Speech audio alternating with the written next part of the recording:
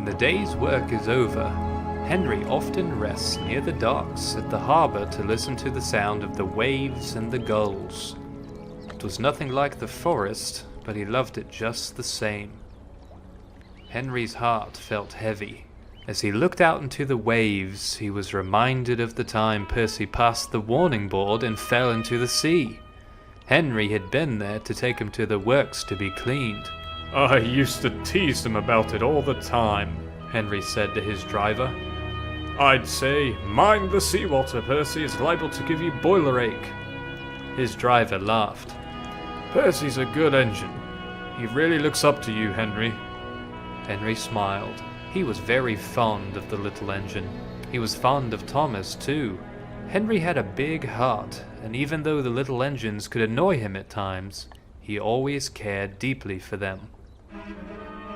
Presently, Duck pulled up alongside Henry.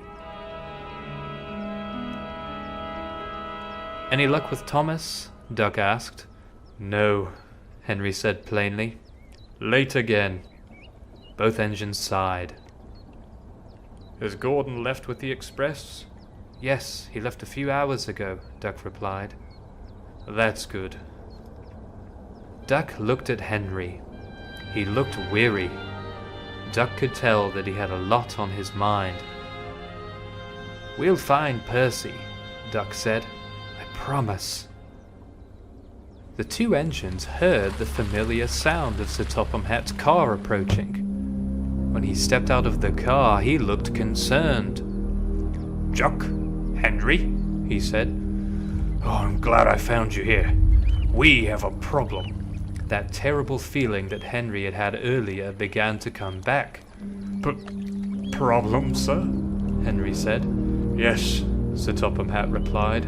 "I've gotten numerous reports of trains standing still on the line. Trains without engines." "Which trains, sir?" Duck asked. But Duck's question was answered before the Fat Controller could reply. Donald and Douglas pulled into the yard side by side. Donald was pulling Annie and Clarabelle, and Douglas was pulling Gordon's express coaches. Sir Topham Hatt began explaining what this meant, but Duck and Henry weren't listening. They knew who the trains belonged to.